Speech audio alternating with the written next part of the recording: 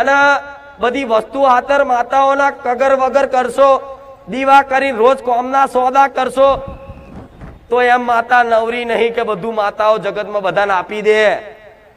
એના માટે તો એનું બની જવું પડે કે માં તું મારી માં છું, તું મારી માં છું, તું મારી માં છું.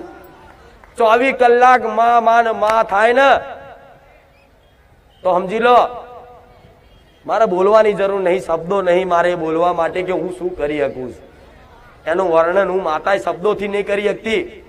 એટલું બધું આપી દઉં, એટલું બધું આપી દઉં કે દીકરો એમ કે માં શું તારી વાતો કરું. આજ મારા દીકરાને મારા વખાણ કરવા હોય ને તો એ રોઈ જાય હરખથી. મારી તારા હું ગુણગાન ના ગઈ શકું, તારી મહિમા હું ના સમજી શકું. જો મારો દીકરો આવું કહેતો હોય તો એનો મારો પ્રેમ છે ને, મારો લાડ છે ને, તો તમારી માં મારા જેવી નહીં ઘેર. એના લાડ કરવા છે પણ એવા દીકરા બની જાવ તો સોદા મૂકવા પડે. આ તો ભક્તિ કરે એટલે કે આ થઈ જાય પેલું થઈ જાય. શેત થોડી ભક્તિ કરી નહીં અને શેત થોડો ભક્તિમાં આવ્યો નહીં અને શેત ઝઘડો થાય મારી મેલડી જોશે, એટલે જપના મારી ઝોપડી જોશે, મારી શિકોતર જોશે, મારી હકાડી જોશે. અરે શું મારવા આતર બધા માતાઓ ભક્તિ કરો છો? એના કરતા કોઈ વિરોધીઓ બોલે કાકા કુટુંબ મેણા મારે ને તો એને હોમું જોજો કે માં ભલે મેણા મારતા હું તો તને જોઉં છું. અને એ માતા જ રચાવતી હોય, માતા જ રચાવતી હોય. ચમ કે તમને એટલા બધા આઘાત સંસારમાંથી મળે ને, એટલો બધો તિરસ્કાર તમારો થાય ને, તમે એવું મહેસૂસ કરો કે હું એકલો પડી જઉં છું. હવે તમને એક જ માર્ગ દેખાય, હવે મારી માતા સિવાય કોઈ નહીં. આ સમય બનાવો છે ને તો સમજી લો કે એની કૃપા જ છે, દુઃખમય કૃપા છે. આ સમય શું કામ બનાવ્યો છે? આવો તમને એના શરણે લાવવા ખાતર. આ દુઃખી ના ત્યાં હોત તો મારા શરણમાં હોત, અહીં ના હોત ને. તો આ દુઃખ એટલે ભગવાન આલે છે, માતાજી એટલે આલે છે કે કઈક કરતા માણસ છે ને દુઃખી થશે ને તો ધર્મ બાજુ વરસે. વર્યા ના જ આ બધું. કેટલો બદલાવ આવ્યો જીવનમાં, ઘણો બધો આવ્યો. દરેકને હું જાણું છું.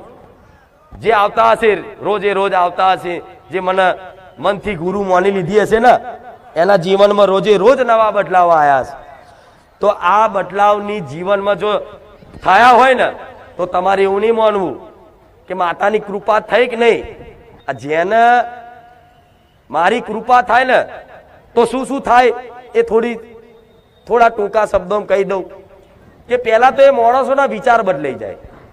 વિચાર મતલબ એની સેવાની ભાવના થઈ જાય, એની અંદર દયા આવી જાય, એની અંદર કરુણા આવી જાય, એ સેવા ભાવી થઈ જાય. કોઈ પણ જીવ હોય, ગાય હોય, કૂતરું હોય, એના પેલા ભલે કૂતરું પેલા ઘરના આંગણે લાકડી મારી પગ ભાગી નાખતો, ગાય આવી હોય તો ગાય ઉપર કદાચ લાકડી મારી અને પાણી રેડીને ભગાડતો, પણ કદાચ મારા સાનિધ્યમાં આવીને મારી કૃપા થઈ હશે ને એ દીકરાને હવે છે ને ગાયને રોટલી ખવડાવવાનું મન થશે, કૂતરાને બિસ્કિટ ખવડાવવાનું મન થશે. એના જગ્યાએ બધી જગ્યાએ છે ને દયા ભાવના દેખાશે.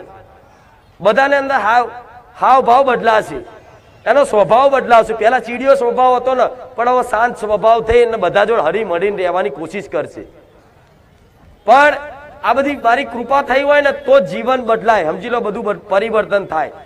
હવે આ પરિવર્તન જેટલું તમારા થયું છે ને મારા સાનિધ્યમાં આવીને, એ જે 6 મહિના ટક્યું હશે ને એને મારો અનુભવ હશે. બધાને જે 6 મહિના મારા સાનિધ્યમાં ટક્યું હશે એને ખબર હશે કે માં તારા ધામમાં આવવાથી અમારું આખું જીવન બદલાઈ ગયું. બદલાયું ને? હા, તો હવે આટલે સુધી હું માતા લઈને આવીશ તો શું તમને અધૂરા છોડ દઈશ? હું છોડ દઈશ? કહેવાય છે કે એક વખત દેવી શક્તિ હાથ જાલ લે ને એટલે એક સમય તમે છોડી દો, હું મેલડી ના છોડું. હું મારી મચેડીને તમને મારા માર્ગ ઉપર લાયા વગર રહું, મારી ભક્તિના નશામાં જગાડ્યા વગર રહું, મારી લત લગાડ્યા વગર રહું, ગમે તે રીતે તો પછી છે ને આ જીવન એક અર્પણ કરી અને હોપ્યું કહેવાય, અને શરણાગતિ કરી કહેવાય. શું કહેવાય? અને આવા કાળા કળિયુગમાં તમારથી તપસ્યા થાય, કોઈ ધ્યાન થાય, કોઈ જબરાત પૂંદન થાય, કોઈ હવાનો થાય ના થાય ને? તો આજનો કળિયુગ જ એવો છે, જમાનો જ એવો છે. તમારે ભક્તિ કરવાની ઈચ્છા હશે ને તો એ હું માનું છું કે તમે નહીં કરી શકતા હો. મનથી તો બહુ ઈચ્છા છે કે માં બસ તારી ભક્તિમાં જ રસ છે. આવા બધું જગત બધું જે થવું એ થાય તો તું સંભાળ લઈશ, મને વિશ્વાસ છે. મારા કર્તવ્યનું તું પાલન કરી દઈશ, મારી પરિવારનું ભરણ પોષણમાં તું ચલાવીશ, મારા જેટલા વ્યવહાર તહેવાર છે ને બધા તું હાચવી લઈશ, એવો તમને ભરોસો આવ્યો હોય અને કદાચ શરણાગત કરો ને કે માં હવે તું કરે ને એ ખરું, આ મેલ દો ને પછી છે ને પ્રશ્ન ના થવો જોઈએ માં દુખી કેમ થયો, આ દુઃખ કેમ આવ્યું, માં તાવ કેમ આવ્યો. એક વાત કહું તમને, હવે મારા દીકરાને ત્રણ દાડાથી છે ને શરદીને માથું ચડ્યું અને એને તે તાવ જેવું થયું. મારા દીકરો 2 દાડા ગોળીઓ ખાધી ને તરત રવિવાર હરખો થઈને આવ્યો. હવે તમને વિચારતો હતો કે માતાજી તમે આવા સાક્ષાત છો અને તમારા દીકરાને ગોળી ખાવી પડે.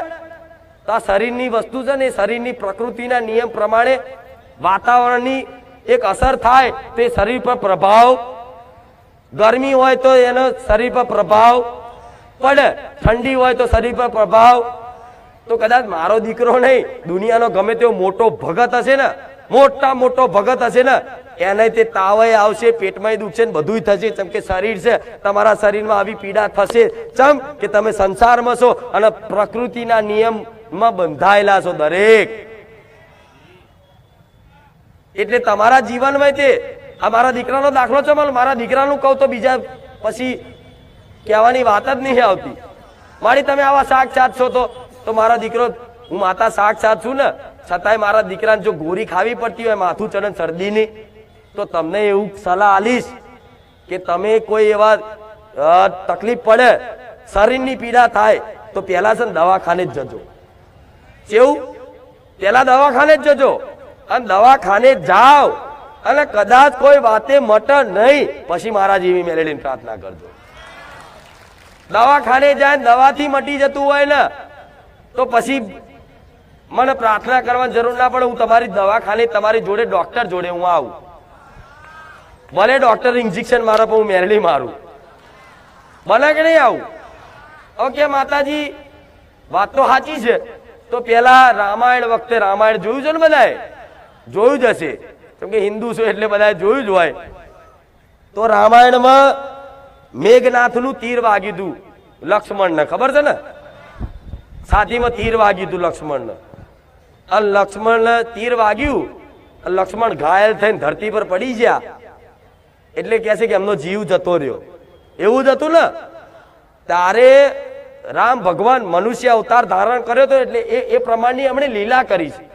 હવે તમને એવો પ્રશ્ન થાય, સાક્ષાત રામ ભગવાન હતા તો એમના છે હનુમાનજીને જડીબુટી લેવા શું કામ મોકલ્યા? એ તો જગતનો નાથ છે ને, પરમાત્મા છે ને, એ તો માથે હાથ મૂકે અને માણસ ઉભો થઈ જાય ને.